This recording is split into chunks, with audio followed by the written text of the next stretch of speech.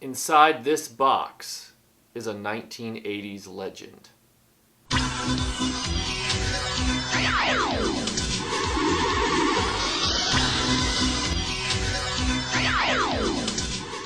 I was really excited to get this box because you always have those toys that you grow up with that are your favorites, but you also have, if you remember your childhood very well, you have those ones that got away, the ones that your parents just flat out refused to buy you, or ones that you meant to ask your parents for and never did.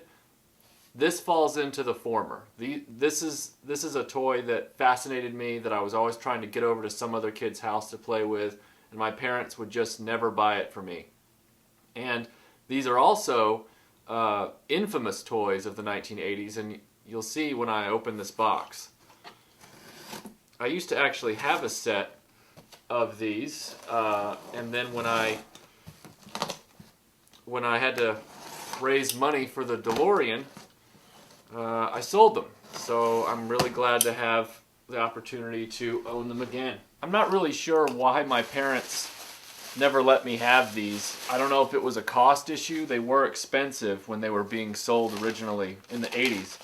I don't know if it was because it was a gun game. Maybe my parents didn't like the idea of kids, pretending to shoot at one another. But it was no different than Cowboys and Indians or Cops and Robbers, which we played all the time. We played A-Team out in the backyard, so I don't really see the difference. But for whatever reason, my parents never got them for me, and I was always preoccupied with them because they're just so cool.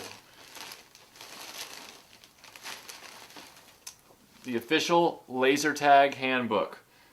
This game blew them all away. I think a lot of people who had laser tag didn't appreciate what they had at the time. It was a revolutionary toy system, and it created Star Wars in the backyard. You could actually play Star Wars style laser battles that were in movies all throughout the 80s, all the sci-fi films, Empire Strikes Back, The Last Starfighter, all these movies that had science fiction laser battles. So laser tag was the pinnacle. It was the Mac Daddy of the laser games that came out. There were some competitors. There was one from Remco, and then there was a more famous one called Photon. They even worked in a number of laser tag style features into toy lines at the time. They had Captain Power, where you actually shot at the screen with your spaceships. They had Brave Star. Filmation did the animated series, but the toy line had laser tag characteristics for the role-playing toys, as well as some of the action figures had laser activated features. And it's not really lasers, it's more like light strobing effects that cause it. I heard that it's kind of a misnomer. It's actually something to do with light rather than laser, but laser sounds cooler, so that's what they put in here. But this is the official Laser Tag Handbook. I've never seen this before. Very cool stuff. Now we get to the main event. The Worlds of Wonder Laser Tag Systems. What's funny about this to me is that the last time I had these systems, and look at that, they come with the original box. The last time I had these systems, they also had the KB toy stickers on them. So I don't know if KB got like a massive shipment of these or was the closeout store of choice for laser tag, but it's almost like I've bought the same ones over again.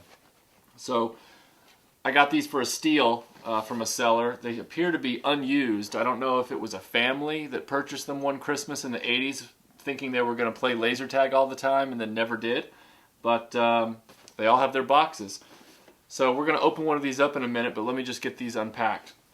This next piece that's coming out of the box was an added bonus. There were a lot of accessories that came with laser tag back in the day. There was a helmet, and there was a cap, there was a vest, and then there was this little guy, the Star Base, which was kind of like a landmine. I guess you could use this to practice with if you didn't have anyone to play with, or if you were like a trust fund baby that wasn't allowed to have friends. You could play laser tag with this little stationary robot. So it fires back and it says, can shield itself from your laser blasts, which is pretty neat. Is Kirby going crazy? I think what made laser tag superior to all of its competitors was its design. Laser tag just had the best looking equipment. Even after there was a tragedy involving a young kid who was gunned down by a police officer because he was holding a laser tag gun at night and the police officer mistook the gun for a real firearm. Laser tag then recolored the guns white plastic, but even when they did that, the guns still looked great. The styling was just impeccable. In fact, you can see right here, they were so proud of their styling that they gave you blueprints and schematics of the actual equipment. And I can't blame them because they really did a bang-up job. So here is the famous Starlight Pistol. And this one looks like it's got some rubber banding that came off of it that dry rotted, but this is the famous Starlight Pistol that made laser tag all the rage in 1986.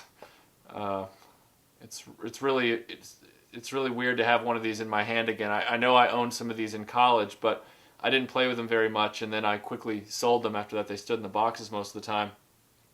And here they came with the holster and the sensor, the famous sensor that you would wear on your rig to allow your opponents to take you out. Yeah, I mean, nothing says the mid-'80s like laser tag, and unlike a lot of things that are being reissued, Masters of the Universe is getting reissued, Star Wars, Transformers, G.I. Joe, laser tag will never be reissued, not in this form anyway. In the 90s it was reissued, but it looked like little gray and multicolored hand phasers. It was a completely different looking game. I believe it was called Laser Tag Challenge or something, or Laser Tag Academy, something like that. But laser tag, the original with the sleek black Starlight guns, will never be reissued. So the only way to get them is to get them vintage. And here they are now in the RetroBlasting archive. 1,000 years from now, a perfect world. Laser tag champion Jamie Jaron is the sole possessor of Starlight power. Until the resurrection of a master criminal from the past, Draxton Dreer.